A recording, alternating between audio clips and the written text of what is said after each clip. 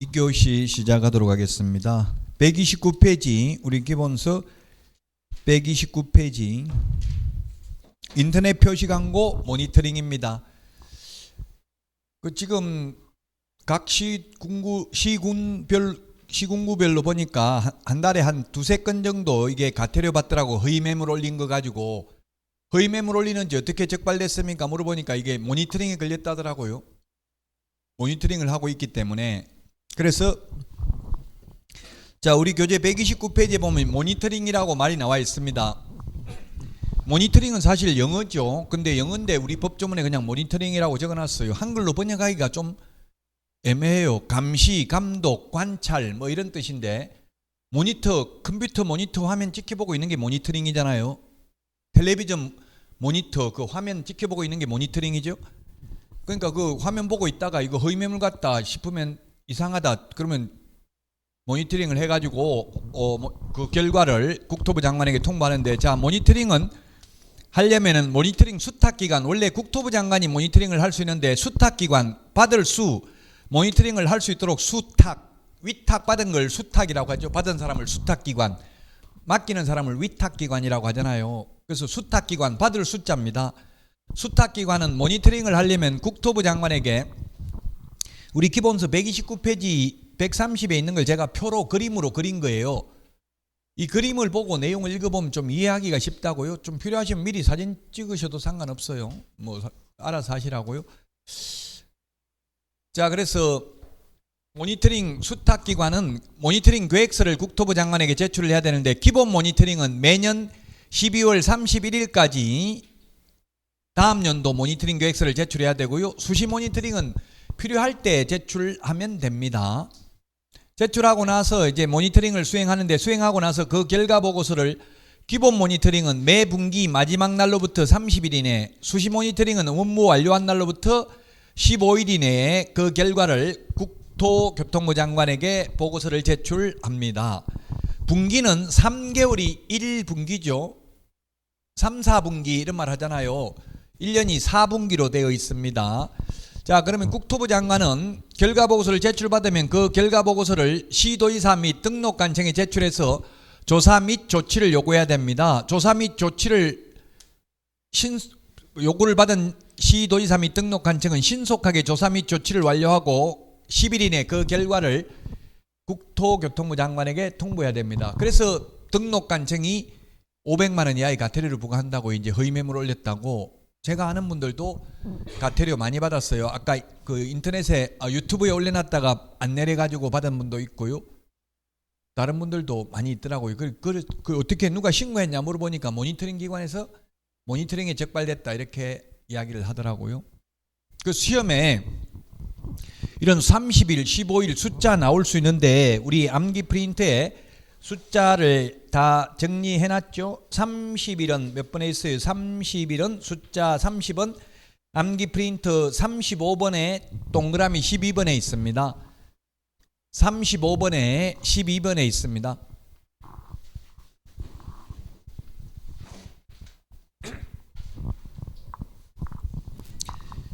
그리고 15번은 49번에 동그라미 8번에 있습니다. 형광펜으로 밑줄 좀 치놓으세요. 뭐 형광펜 없으면 연필로 해도 되고요. 낙서해도 됩니다. 너무 소중하게 보관할 필요 없어요. 제가 고등학교 국어책에서 이런 걸 읽었어요. 안광, 공부를 어떻게 해야 되냐 이렇게 보니까 안광이 지배를 철하도록 이런 말이 나오더라고. 안광이 지배를 철한다 이 말은 눈동자가 지배, 이 지면을 뚫고 나가야 된다고요. 공부를 통달하려면 뭐예요? 눈빛이 뚫고 들어가는 게 아니라 자꾸 보다 보면 너덜너덜해지잖아요. 막 밖에 이게 뒤에 있는 글자가 다 보이잖아요. 그렇게까지 공부를 해야 된다고요. 그러니까 코팅해가지고 보실 필요 없고 그냥 소중하게 보관하지 말고 보시라고요. 너무 많이 봐가지고 너덜너덜해가지고 도저히 못 볼 정도 되면 원장님한테 보여주고 이렇게까지 공부했는데 다시 출력해달라면 해줘요.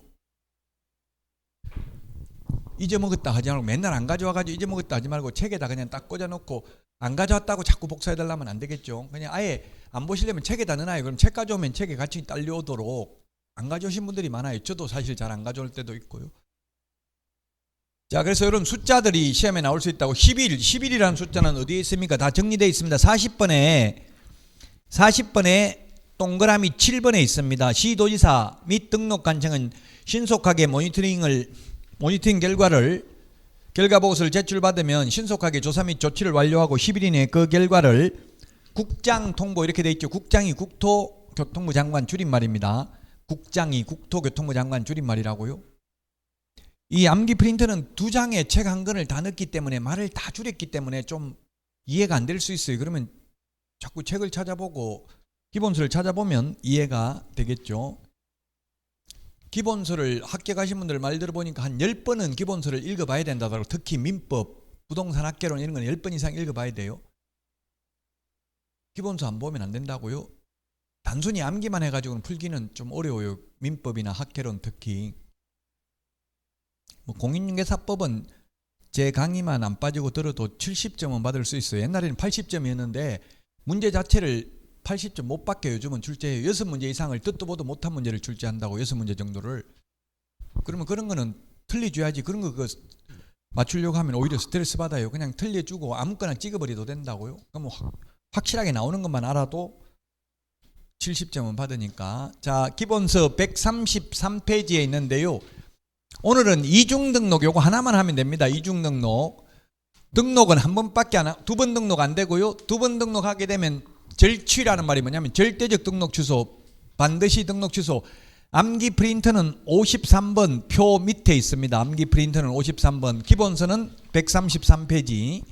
암기 프린터는 53번 표 밑에 보면 있죠. 표 밑에 동그라미 1, 2, 3, 4번, 5번까지 있잖아요. 그 이중 정리되어 있습니다. 자, 그래서 오늘은 이중 등록 요거 하나만 보면 된다고. 이중 등록을 하면 절취라는 말이 절대적 취소, 필요적 취소, 반드시 취소, 기속 취소, 취소하여야 한다 같은 뜻입니다. 취소해야 되고요.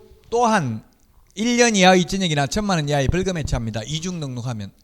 제가 아까 오늘 이천에 등록하고 내일 여주에 가서 등록하면 이중 등록이 될 수도 있다 했죠. 그러면 이렇게 처벌받는다고요. 근데 다음 달 13일 날 하면 안 된다 했죠. 이제 전산에 그 협회에 물어보면 다음 달 10일까지 통보가 갔기 때문에 만약에 그래서 오늘 등록하고 또 내일 다른 데 가서 신청하는 사람은 없을 것입니다. 만약 그렇게 하게 되면 1년 이하의 전역이나 1,000만 원 이하의 벌금이고 등록을 취소하여야 합니다. 절취가 절대적 취소입니다. 반드시 취소, 필요적 취소입니다. 자, 기본서 136페이지입니다. 등록의 시료가 효력상실입니다. 효력상실 되는 것은 개인 사망, 법인 해산. 제가 아까 개업공개사 사망하면 상속인이 대신해서 못한다 했죠. 대인적 처분이기 때문에 사람을 보고 등록해 줬기 때문에 죽으면 끝입니다. 등록 취소 안 돼도 등록의 효력은 없습니다. 자격 취소 안 해도 사망하면 끝이라고. 자격 효력 상실됩니다. 사람 개인 죽는 거하고 똑같은 게 법인 해산입니다. 법인 해산. 태영건설 이런 거는 워크아웃 신청이 됐죠. 그거는 해산된 거 아니에요. 아직 그 채무 상한 유예를 해주는 거예요. 유예 한 4개월인가 뭐 몇 개월 유예해 주는 거예요. 워크아웃이. 태영건설이 SBS도 가지고 있잖아요. SBS. 자, 사망, 해산, 그 다음에 등록 취소, 폐업 신고하면 등록 효력이 상실되고, 등록 효력 상실되고 나서 중개업을 하면 무등록 중개업자입니다. 2번, 3번, 4번이 등록 효력 상실인데 상실되고 나서 중개업을 해도 무등록 중개업자고요. 아예 동그라미 1번은 태생적 무등록, 원초적 무등록, 처음부터 무등록이고요. 2, 3, 4번은 후발적 무등록입니다. 처음은 무등록이 아니었는데 후발적 무등록, 즉 태생적 무등록이나 후발적 무등록이나 모두 무등록 중개업자는 3년 이하의 징역이나 3천만 원 이하의 벌금이고, 무등록 중개업자가 중개를 했다 하더라도 매매계약, 거래계약은 효력이 있다고 했죠. 처벌은 받지만 단 무등록 중개업자는 보수 청구권이 인정되지 않고요. 그리고 업무방해죄 보호 대상이 아니다라는 말도 있는데 이거는 다음 달에 말씀드리겠습니다. 업무방해죄는 시험에 나온 적은 없습니다. 아직까지는. 자, 이제 시험에 이때까지 한 것 중에서 가장 중요한 게 법인의 등록 기준, 그 다음에 그 표시 광고할 때 성명, 소연 등 소면, 종가형, 총사방, 개개, 입주관, 이거 암기사항 자꾸 입으로 말해봐야 돼요. 그냥 가슴 속에만 두고 있으면 기억이 잘 안 나요. 자꾸 암기해봐야 돼요. 역사성, 사회성, 우리 말하는 것도 자꾸 계속 하기 때문에 이 말이 무슨 뜻인지 알잖아요. 말 안 하고 입 닫고 있으면 말 못해요. 그러니까 자꾸 읽어보시라고요. 소리 내가지고. 자, 140페이지 기본서 암기 프린트는 31번에 있습니다. 31번. 등록의 결격 사유. 등록이 뭐 합니까? 개업이 등록이라고 했죠. 개업 못하는 사유입니다. 취직도 못합니다. 단 이 사유에 해당되더라도 자격은 취득할 수 있습니다. 원칙적으로. 자, 그래서 결격 사유를 보면 기본서 141페이지 붙어 있는데요. 미성년자는 자격증은 딸 수 있지만 성년이 될 때까지 취직은 안 되고 개업은 안 된다. 미성년자의 경우에는 민법에서는 혼인을 하거나 법정대리인의 동의를 받으면 단독으로 유효한 법률행위 할 수 있습니다. 법률행위가 계약이잖아요. 계약. 민법에서는 부모 동의 받거나 혼인하면 계약할 수 있습니다. 제 친구 아들이 제 아들하고 동갑인데 같은 고등학교 동기인데 제 친구가 아들이 여자를 하면 대학교 2학년인데 아들은 좀 더 나이 많아요. 2학년인데 데리고 와가지고 혼인신고했다고 통보만 하더래요. 잡아 죽일 수 있는 방법, 법적으로 어떻게 할 수 있는, 혼인 무효시킬 수 있는 방법 없냐 저한테 묻더라고요. 있어요, 없어요? 나이 더 많다고 했잖아요. 지금 아들이 지금 며느리 될 사람이 대학교 2학년이고 아들은 한 28살이나 9살 됐는데 혼인신고 했대요. 그래서 제가 물어서 왜 혼인신고를 했는데 그걸 물어보니까 뭐 회사에서 혼인신고하면 요즘은 결혼을 잘 안 하니까 혼인신고하면 뭐 주택 같은 거 이런 거 혜택이 있나 봐요. 회사에서 뭐가. 그래가지고 혼인신고 했다고 통보해서 그래 너 마음에 안 드냐 친구한테 물어보니까 마음에 안 든다 이러더라고. 며느리 네가 살 거냐 마음에 들고 안 들고 그게 무슨 상관이 있냐 이렇게 저는 하고 말았는데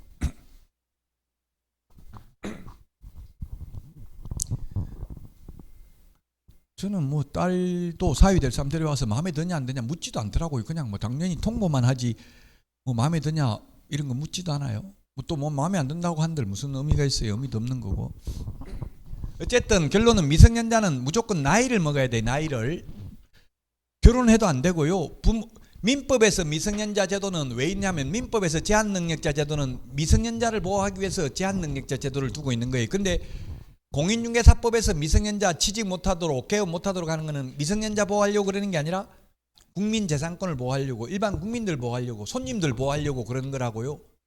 민법은 미성년자를 보호하려고 미성년자 자기 마음대로 법률행위 못하고 부모 동의받아라 하는 거고요. 취지가 다릅니다. 민법하고 지금 공인중개사법이. 그 다음에 피성년 후견인, 피한정 후견인. 아마 롯데 신격호 전 회장님이 피한정 후견인이었어요. 돌아가시기 전에. 옛날에는 한정치산자라고 불렀어요. 피한정 후견인을. 피성년 후견인을 옛날에는 금치산자라고 불렀어요. 오히려 금치산자, 한정치산자가 이해하기는 더 쉬워요. 한자를 보면. 금치산자는 금지한다. 재산을 다스리는 걸 관리하는 걸 금지하는 자가 금치산자. 한정치산자는 한정적으로 재산을 관리하는 것을 금지하는 자입니다. 치매에 걸린 분 이런 분들은 피한정 후견인 요건이 됩니다. 치매에 걸렸다고 무조건 개업 못하고 취직 못하는 게 아니고 가정법원으로부터 한정 후견 개시 심판을 받아야 됩니다. 여기서 벗어나려면 후견 종료 심판이 있어야 됩니다. 시험에 정신과 의사로부터 정상인이라는 소견서를 첨부하면 결격사유에서 벗어난다. X입니다. 종료 심판이 있어야 된다고. 후견 개시 심판이 있어야 되고 후견 종료 심판이 있어야 된다. 후견이라는 말이 한자를 알면 민법 같은 거는 알기가 쉽죠. 후견이 무슨 뜻입니까? 뒤 후자 바라볼 견자 뒤에서 바라보는 사람이 후견인입니다. 보살펴 주는 사람이 후견인이고요. 피한정 후견인, 피성년 후견인, 피자가 붙으면 보살핌을 받아야 되는 사람. 분양자가 분양한 사람이고요. 피분양자, 수분양자 같은 뜻이에요. 피분양자, 수분양자 같은 말이라고요. 피분양자, 수분양자, 분양받은 사람이 수분양자, 피분양자에 받을 숫자, 수분양자. 근데 인터넷 카페 이런 데는 보면 분양자 이런 말을 하는데 원분양자 이런 말을 하는데 분양자를 분양받은 사람을 분양자라고 적어놓은 경우가 많더라고요. 분양한 사람이 분양자고요. 분양받은 사람은 수분양자 또는 피분양자입니다. 그래서 보살피 주는 사람이 후견인이고 보살핌을 받아야 되는 사람이 피성년 후견인, 피한정 후견인. 성년으로서 보살핌을 받아야 되는 사람이 피성년 후견인, 피한정 후견인은 한정적으로 보살핌을 받아야 되는 사람, 완전히 다 받아야 되는 건 아니고 그게 피한정 후견인이라고요. 어쨌든 이런 피성년 후견인, 피한정 후견인은 중개업소에 근무 못한다고요. 개업도 안 되고 취직도 안 된다. 그 다음에 파산 선고 받으면, 워크아웃은 파산 선고는 아니죠. 파산 선고 받으면 복권이 돼야 됩니다. 복권. 파산 선고를 받으면 쉽게 말하면 빚잔치 하는 겁니다. 빚잔치.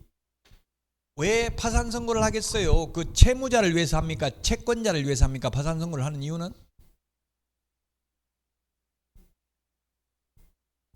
네, 채권자를 위해서 합니다. 채권자, 돈 받을 사람한테. 왜냐하면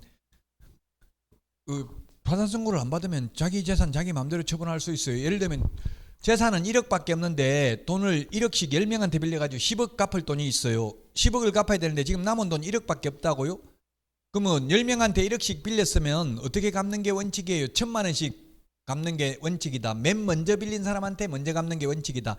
맨 나중에 빌린 사람한테 먼저 갚는 게 원칙이다. 뭐냐고요? 민법에서 물권은 순서가 있는데 채권은 평등하죠. 똑같다고. 먼저 빌렸든 나중에 빌렸든 똑같이 주는 게 원칙이에요.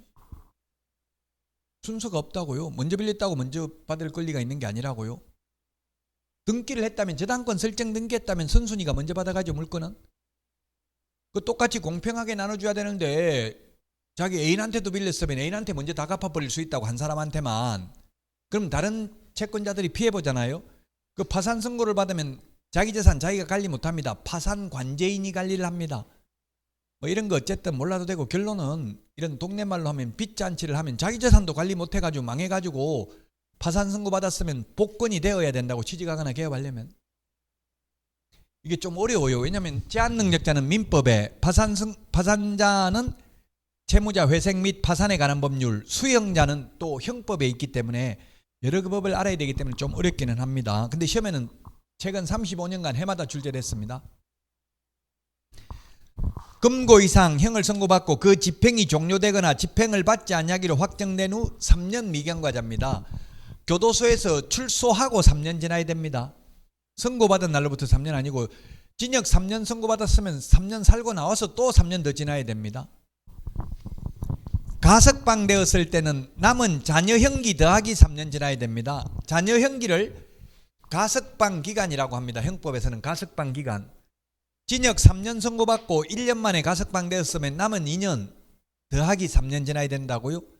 그래서 만기 석방된 자나 가석방된 자나 결격사유에서 벗어나는 시기는 사실상 똑같죠. 선고받은 날로부터 본다면 둘 다 6년 지나야 되잖아요. 3년 선고받았다면 가석방이든 만기 석방이든 간에. 자, 그 다음에 법률 변경 특별사면 형의 시효 완성도 다 3년 지나야 된다. 그러나 일반 사면은 즉시 벗어난다. 그래서 특별사면, 일반 사면 중에서 뭐가 더 좋은 거다? 일반 사면, 사면 당하는 사람 입장에서 보면 일반 사면, 특별 사면 어떻게 하는지 우리 시험에 안 나옵니다. 그는 사면법에 규정되어 있습니다. 우리 시험에는 결론만 나온다고요. 일반 사면은 즉시 벗어나고 특별 사면은 3년 지나야 된다. 근데 뉴스에 보면 특별 사면을 특사라고 부르고요, 일반 사면을 대사라고 합니다. 대사. 대사면 됐다는 말은 별로 못 들어봤는데 8.15 특사, 뭐 대통령 취임 특사라는 말은 들어봤죠? 대통령이 특별히 사면할 수 있습니다. 대통령 고유 권한으로. 일반 사면은 대통령 마음대로 못합니다. 제의 종류를 대통령령으로 정해서 국회 동의를 받아야 됩니다. 그래서 야당에서는 동의 안 해주겠죠. 대통령이 한다고 하면. 자, 그래서 결론, 일반 사면은 즉시 벗어나고 특별 사면은 3년 지나야 된다. 형의 시효 완성은 3년 지나야 되는데 공소시효가 완성되면 결격 사유가 아닙니다.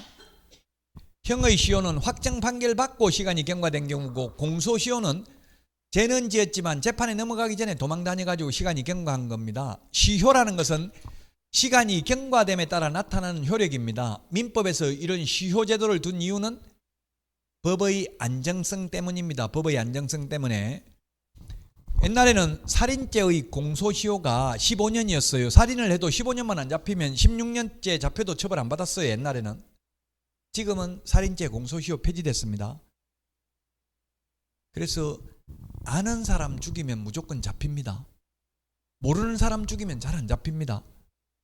근데 정신병자 아닌 이상 모르는 사람 죽일 필요가 없죠. 예를 들면 모르는 사람 죽인 사람들이 있어요. 연쇄살인범들 있잖아요. 그 모르는 사람들을 아는 사람은 안 죽이고 모르는 사람만 죽인 사람이 있어요. 그 쾌감을 느낀데 죽일 때 우리는 안 해봐서 모르겠지만 어쨌든 그런 사이코패스라고 하잖아요. 그런 사람은 아무 처음 보는 사람 죽이는 거는 이상한 사람이죠. 어쨌든 아는 사람 죽이면 이제 공소시효도 없으니까요. 40년 지나도 잡히면 처벌받는다고 이제는. 자, 결론. 공소시효가 완성되면 이게 공소시효, 형의시효 이런 거 잘 모르면 인터넷에 검색하면 다 나옵니다. 우리 시험 범위에는 그냥 결론만 나와요. 공소시효가 완성되면 결격사유 아니고요. 왜냐하면 공소시효가 완성되면 잡혀도 처벌받지 않기 때문에 형의시효가 완성됐다는 말은 예를 들면 사형선고를 받았는데 불출석 재판을 받았는데 사형선고 받았는데 도망가버리고 안 나타나는 거예요. 재판은 끝났는데 그러면 형의시효가 30년입니다. 사형에 해당되는 범죄는 형의시효가 30년입니다. 30년 지나면 처벌은 안 받습니다. 그러나 3년 지나야 중개업소 취직도 가능하다고요. 형의시효 완성은 3년, 공소시효 완성은 결격사유 아니고요. 그 다음에 법률 변경, 뭐가 있어요? 법률 변경. 옛날에는 간통죄도 처벌받았잖아요. 근데 지금은 간통죄가 폐지됐기 때문에 처벌 안 받죠. 형사상 처벌은 안 받아요. 그러나 민사상 손해배상은 해야 되죠. 불법행위로 인한. 최태원 SK 회장 1억, 우리나라에서 손해배상 최고 큰 금액이 1억 하라고 했어요. 1억. 김주하 앵커가 5천만 원 받았는데요. 최태원 회장은 1억 주라고 했어요. 위자료. 1억이 우리나라에서 최고 커요. 이때까지. 근데 노관장은 1억 안 되고 30억인가 해달라고 재산분할은 2조인가 청구했어요. 재산분할이 크죠. 위자료는 얼마 안 돼요. 근데 재산분할도 특유재산은 분할 대상이 아닙니다. 특유재산은 공동으로 모은 재산만 해당된다고. 특유재산은 선대 아버지로부터 상속받은 주식 이런 거는 기여했다고 볼 수 없다고 볼 수도 있고요. 또 일반인들은 오래 살면은 직접 기여는 안 했다 하더라도 재산을 까먹지 않고 유지한 그 공적을 인정해가지고 보통 한 30년 정도 살면 요즘은 거의 반반 나누라고 그래요. 남편 재산이라 하더라도. 근데 기업체는 그게 인정을 잘 안 해주더라고요. 워낙 변호사들을 비싼 사람들 써서 그런지 모르겠지만. 자, 그 다음에 금고 이상의 집행유예는 유예기간 더하기 2년간 결격사유에 해당됩니다. 징역 1년에 처한다. 다만 깊이 뉘우치고 있으므로 그 집행을 3년간 유예한다. 이 말은 3년 동안 감옥 안 가는 거죠. 3년 동안 죄 안 지으면 끝나는 거고요. 3년 안에 죄를 지으면 옛날에 받았던 1년하고 새로 지은 죄하고 같이 또 살아야 돼요. 누범인 경우 똑같은 동일 범죄를 계속 저지르면 또 가중처벌합니다. 어쨌든 이런 용어가 다 형법에 나오는 거고 인터넷에 찾아보면 다 나옵니다. 집행유예는 유예기간 더하기 2년, 선고유예나 기소유예는 결격사유 아니다. 선고유예, 기소유예는 결격사유 아니다. 우리나라는 검사만이 기소할 수 있습니다. 기소독점주의라고 합니다. 기소라는 말이 공소제기나 기소나 거의 비슷한 말입니다. 기소, 일으킬 기자, 소송을 일으킨다, 재판에 넘긴다는 뜻이에요. 기소한다는 말이. 공소제기도 재판에 넘긴다는 말이에요.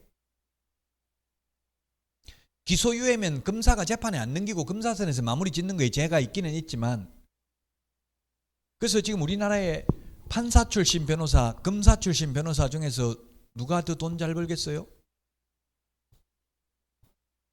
검사입니다. 공부 최고 잘하는 사람이 판사 갑니다. 사법고시나 변호사 시험에. 근데 실제로 돈은 검사 출신이 훨씬 많이 벌어요. 왜? 검사가 파워가 있다고요? 검사는 아무나 잡아다가 인지수사를 할 수 있어요. 직접 그냥 자기 마음대로 수사할 수 있다고 딱 찍어가지고. 근데 판사는 딱 찍어가지고 저 사람 재판해야겠다 할 수 없고, 검사가 재판해달라고 넘기는 사람만 할 수 있죠. 그래서 판사는 힘이 별로 없어요. 그래서 뭐 검찰개혁 이런 말은 뉴스에 나오지만 판사개혁이라는 말은 안 나오잖아요. 판사는 힘이 없으니까.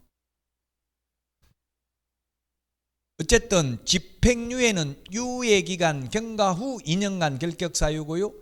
기소유예나 선고유예는 결격사유 아니다. 자, 그 다음에 공인중개사법 위반으로 300만 원 이상 벌금 받아야 됩니다. 도로교통법 위반으로 벌금 받아도 결격사유 아닙니다. 300만 원 이상 받아야 결격사유입니다. 300만 원입니다. 이 법이 공인중개사법입니다. 이 법. 자, 그 다음에 우리 기본서 146페이지 자격 취소되고 3년간 결격사유고요. 자격 정지기간 중에 있는 자 결격사유고요. 등록 취소되고 3년간 결격사유입니다. 업무정지기간 중에 있는 자 결격사유고요. 법인의 업무정지 사유 발생 당시 사원 또는 임원이었던 자 결격사유에 해당됩니다. 결격사유에 해당되면 그 임원을 2개월 이내 사유를 해소해야 되고 안 하면 절대적 등록 취소, 절취가 절대적 취소, 반드시 취소, 기속 취소, 필요적 취소, 취소하여야 한다. 같은 말이라고 했어요. 자, 이 결격사유에 해당되면 개업 안 되고요. 이미 개업했으면 절대적 취소, 직원으로 취직 안 되고요. 취직을 했다면 고용관계 종료, 해고해야 됩니다. 안 하면 법인의 임원인 경우 안 하면 절대적 취소, 고용인, 소속공개사나 중개보조원인 경우에는 고용관계를 종료 안 하면 6개월 이하 업무정지 사유입니다. 2개월 이내 그 사유를 해소하지 않는 경우 2개월입니다. 암기 프린트 2개월 38번에 동그라미 1번, 2번 밑줄 치세요. 38번에 동그라미 1번, 2번 밑줄 치세요.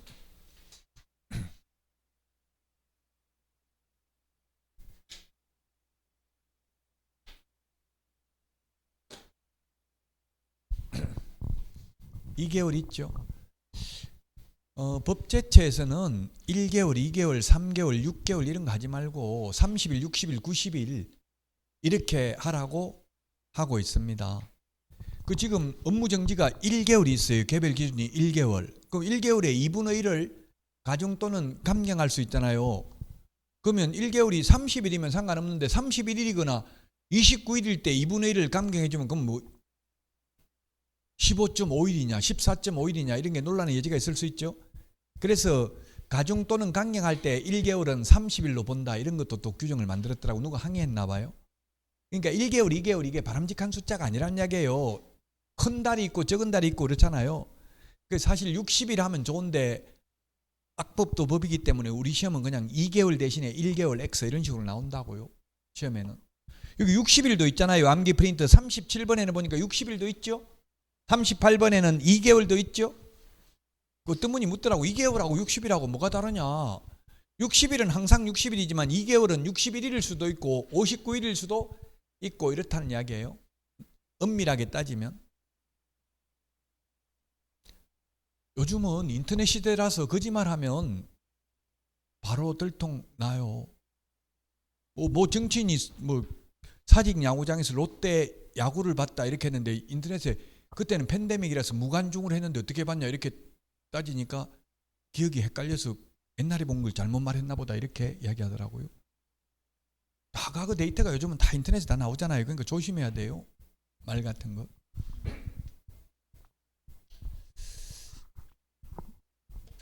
자, 사무소입니다. 152페이지 중개사무소. 사무소 152페이지 1등록 1사무소 몸은 하나인데 사무소 2개 차려놓으면 두 군데서 서울 하나 부산 하나 차려놓으면 두 군데 동시에 근무할 수 없죠. 그래서 등록도 한 번밖에 안 되고 사무소도 하나밖에 안 됩니다. 몸이 하나이기 때문에 일신전속적이기 때문에 다만 법인인 경우 법인이 뭐라고 했어요? 회사라고 했죠. 회사 법인 법적으로 사람. 민법에서 인에는 자연인이 있고 법인이 있어요. 민법에서는 사람을 인이라고 하죠. 인 사람인. 법인, 자연인. 법인은 법적으로 사람, 회사고요. 자연인은 숨을 쉬는 사람. 자, 근데 법인인 경우 분사무소 둘 수 있다. 분사무소라는 게 지사, 지점을 우리는 분사무소라고 불러요. 일반 회사는 지사, 은행은 지점이라고 하잖아요. 금융기관은. 그걸 우리는 분사무소라고 부른다고. 우리 법에서는 분, 나눌 분자, 사무소, 지사, 가지지자 같은 말이잖아요. 뜻은. 그래서 지사, 지점이라는 뜻이라고 분사무소. 그 회사인 경우는 중개 주식회사 이런 경우는 지사 지점을 둘 수 있다고요. 그 지사 지점을 뭐라고 부른다? 분사무소라고 불러요. 현실적으로 우리나라 법인이 거의 1%도 안 된다 했잖아요. 1%도. 분사무소가 있는 법인이 거의 없어요. 그러면 현실적으로 법인을 하는 사람들 왜 법인을 하는지를 제가 살펴보니까 왜 하겠어요? 두 가지 유형이 있더라고요. 첫 번째는 너무 매출액이 많아가지고 소득이 많아가지고 세금을 많이 내야 되니까 법인을 하면은 비용 처리하기가 좀 쉬워요. 가족들 전부 다 상무이사, 전무이사, 임원 다 시켜가지고 법인카드, 저도 법카 써보는 게 꿈인데요. 법인카드 다 하나씩 주고 임원들 해가지고 차량 유지비 이런 거 주고 차도 법인 명의로 다 사가지고 뭐 리스나 렌트카 이런 거 해가지고 그냥 임원들 타고 다니라고 하면 된다고요. 그러니까 다 비용이잖아요. 그건. 그러니까 세금 낼 게 거의 없어요. 법인을 하면. 그래서 하는 사람이 있고요. 또 하나는 법인 하는 유형이 보니까 사기치려고 법인하는 사람도 있더라고. 무슨 주식회사 대표이사 이러면 왠지 좀 공신력이 있어 보이잖아요. 디벨로퍼 무슨 개발업체 대표이사 이러면 좀 있어 보이잖아요. 그래 두 가지 유형이 있어요. 그 우리나라에는 지금 법인이 성공할 수 없도록 돼 있다고. 법인은 규제만 하고 있어요. 골목상권 보호하려고. 그래서 현실적으로 분사무소가 있는 법인은 거의 없습니다. 지금 우리나라에. 어쨌든 분사무소 설치할 수 있고요. 이중사무소 안 되고 파라솔, 천막, 이동 용이한 임시중개시설물 뜻다방도 설치하면 안 된다. 모델하우스 앞에 요즘은 뜻다방 있어요? 없어요? 모델하우스 앞에? 있어요? 있어? 있어요? 예, 있어요. 있는데 옛날하고 다른 점이 옛날에는 그 파라솔에다가 전화번호 같은 거 이런 거 다 적어놨는데 전화번호는 안 적혀있죠. 누가 설치했는지는 모르겠죠. 사무소 이름 이런 건 안 적혀있잖아. 그냥 파라솔 천막만 있지. 거기서 주죠. 전단지를 주도 그래요. 어쨌든 뭐 거기에 사무소 이름이 적혀있거나 전화번호 같은 거는 천막 파라솔에 안 적혀있잖아요. 옛날에는 아예 전화까지 어떻게 했는지 전화도 설치되어 있더라고. 이게 휴대폰 말고 이거 그냥 사무소 쓰는 전화까지 설치되어 있었어. 옛날에는. 그리고 다 전화번호 이런 거 다 적어놨어. 무슨 사무소 이런 거. 요즘은 불법이기 때문에 그런 걸 안 적어놔요. 누가 했는지 모르게 하는 거예요. 그래서 누가 한지 모르는데 고발됐는데 개업공개사 네가 했지. 검사가 안 했는데요. 그 판사한테 가서 결국 무죄 받았어요. 내가 안 했는데요. 그러니까 도로교통법 위반으로 무단으로 도로에 물건을 적재했다고 또 기소를 했어요. 별건으로 검사가. 근데 판사가 물어본 거예요. 네가 했냐 물으니까 아니요. 지금 다리가 아파서 누가 했는지 모르겠는데 여기 좀 앉아서 중개한 것밖에 없는데요. 이래가지고 처벌 안 받았다고요. 그래서 요즘은 누가 했는지 모르게 해놔요. 그럼 왜 하지 말라는데 굳이 이걸 모델하우스 앞에 이걸 설치하냐 하면은 제가 중개업을 해보니까 요걸 설치한 중개업소만 소위 MGM 분양 대행 수수료를 준다고 하더라고요. 그래서 설치를 하는 거예요. 개업공개사가 하고 싶어하는 게 아니라. 왜냐하면 건설업체로 봐서는 분양회사로 봐서는 피 받아드리겠습니다 하고 막 뜻다방이 많이 있어야 왠지 이게 여기 분양받으면 돈 되겠다 이런 느낌이 들잖아요. 안 그러면 청약만 해놓고 계약을 안 한다고. 정당계약이라고 하잖아요. 보통 정당계약 청약해놓고 청약 경쟁률은 100대 1인데 계약을 안 해가지고 미분양되는 경우도 있어요. 그래서 뜻다방 설치하면 이제 MGM을 준다고요. 자이에 가보니까 있어요.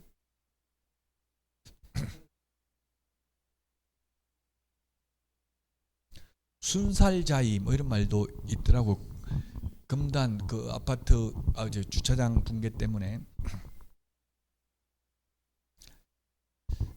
자, 그다음 이게 1.1이라는 말은 1년 이하의 전액이나 1,000만 원 이하의 벌금이라는 뜻입니다. 우리 프린트에도 1.1 이런 말 많이 있어요. 그 1년 이하의 전액이나 1,000만 원 이하의 벌금이라는 뜻입니다. 임치, 임의적 취소, 임치, 상치, 상대적 취소, 임의적 취소, 취소할 수 있다 같은 뜻이라고요. 강사들마다 임치, 상치, 상등치, 임등치 그 다 같은 말입니다. 저는 임치라고 하겠습니다. 아까 절등치, 필등치, 필치, 절치 반드시 취소해야 된다 같은 뜻이라고요. 자, 그 다음에 건축물 대장에 기재된 건물이 있어야 되고요. 그 다음에 사용권만 확보하면 되고 꼭 소유권을 확보해야 되는 것은 아니다. 자, 분사무소입니다. 지사, 지점인데요. 분사무소는 주된 사무소가 속한 시군구를 제외한 시군구별로 설치하되 154페이지 우리 기본서에 있는 내용을 제가 그림으로 그려놨어요. 좀 더 그 읽어보고 그림을 보면 또 이해하기가 쉬워요. 더 시군구별로 설치하되 시군구별로 일개소를 초과할 수 없다. 분사무소 책임자는 공인중개사이어야 한다. 그리고 2억 이상 보정 설정을 해야 된다. 분사무소마다. 그리고 책임자 실무 교육 받아야 된다. 분사무소도 확보를 해야 된다. 사용권을. 이게 어떻게 보면 시장 경제 원리에 반합니다. 외국에서는 이거 철폐해달라. 예를 들면 스타벅스 같은 경우는 잘 되면 바로 옆에도 또 하나 더 있잖아요. 그럼 중개사무소도 분사무소도 자기가 알아서 시장성이 있으면 경제성이 있으면 2개, 3개 차릴 수도 있는 거고, 금융기관도 뭐 지점을 무슨 동별로 하나밖에 안 된다 이런 거 없죠. 알아서 자기가 설치하면 되죠. 그 시장경제 원리에 따라서 분사무소도 뭐 서울 강남구에는 10개 둘 수도 있는 거고 시골에는 안 둘 수도 있는 거고, 그런데 우리는 마음대로 못 한다고요. 시군구별로 하나밖에 못 해요. 왜 그런다고 했어요? 외국 대형 법인 들어와가지고 막 엄청나게 분사무소 많이 설치해가지고 개인 중개업소 망하게 만들까봐. 만약에 그래서 지금은 우리나라에 그래서 대형 법인 이름만 들으면 알 수 있는 대형 법인이 없습니다. 중개법인은. 예를 들면 삼성전자 뭐 이런 것처럼 이런 게 없다고요. 만약 그런 게 들어온다면, 앞으로 생긴다면 2000에 여러분들이 먼저 분사무소 하나 내버리면 다른 사람 못 내는 거죠. 하나밖에 안 되니까. 본사하고 분사무소가 같은 시군구에는 있을 수 없죠. 주된 사무소가 속한 시군구를 제외한 시군구별로 설치하되 시군구별로 일개소를 초과할 수 없다. 그럼 한 250여 개의 시군구가 됩니다. 우리나라에. 암기 프린터는 4번에 있습니다. 4번에 분사무소 설치 신고는 주된 사무소 등록관 정의하고요. 분사무소 설치 신고서와 그 다음에 서류 3가지, 실무교육 수료증, 책임자, 보정 설정 증명 서류, 사무소 확보 증명 서류, 이게 암기 프린트 4번에 있다고요. 3개를 제출합니다. 지자체 조례가 정하는 수수료 내야 되고요. 그러면 7일 이내에 신고 확인서를 교부해 줍니다. 왜 7일이냐면 책임자가 결격 사유에 해당되는지 여부 확인하는 데 걸리는 시간이 7일. 앞에서 등록 처분 통지도 7일이라고 했죠. 7일 이내에 신고 확인서를 교부해 주고요. 신고 확인서를 교부해 주고 나면 다음 달 10일까지 협회에 통보하고요.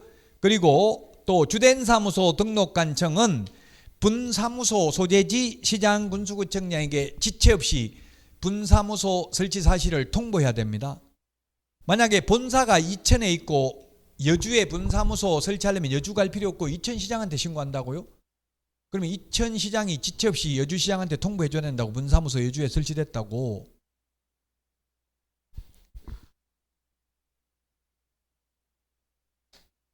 조금 전에 했던 거 다시 나오네요. 암기 프린트 4번에 있는 그대로입니다.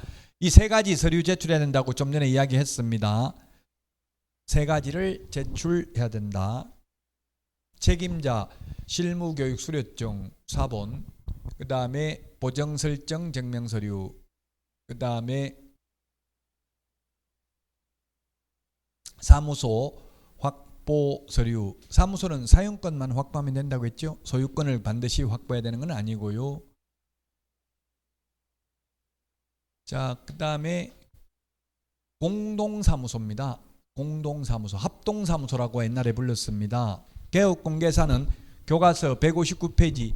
개업공개사는 다른 개업공개사와 중개사무소를 공동으로 사용할 수 있다.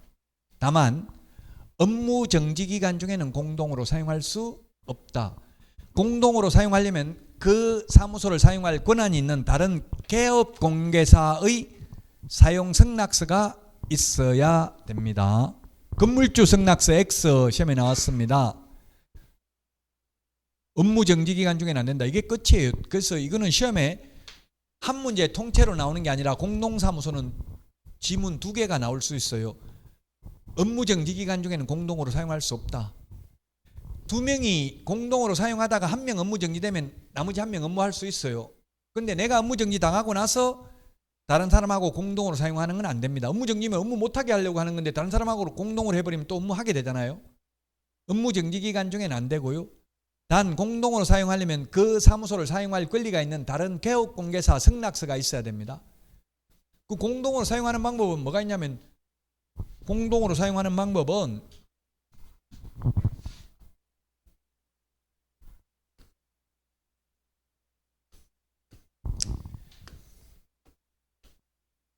A, B, C, D가 있으면 A에서 공동으로 사용하려면 B가 A로 이전 신고하면 돼.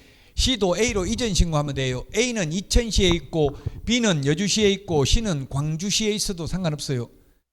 그 광주시에 놔놓고 공동으로 쓰는 게 아니고 옮겨와야 된다고. 이전을 서울에 하나 부산에 하나 두고 사무소 2개 공동으로 쓴다, 이건 안 된다고요. 한 장소로 이전을 해오면 된다고. 이전 신고를. 이런 방법이 있고요. 또 하나는 A가 하고 있는 장소에다가 다른 사람이 신규 등록을 하면 공동사무소가 되는 거고요. 아니면 처음부터 2명 이상이 동시에 신규 등록해도 이게 공동사무소가 되는 거예요. 따로 공동사무소 설치 신고서라는 서식은 없습니다. 공동사무소 설치 신고서라는 서식은 없다. 자, 여기까지 하고 사무소 이전 신고부터는 쉬었다가 하도록 하겠습니다. 교재 161페이지에 있으니까 문제 한번 읽어보십시오. 잘 몰라도 오늘 문제 쉬었다 하겠습니다.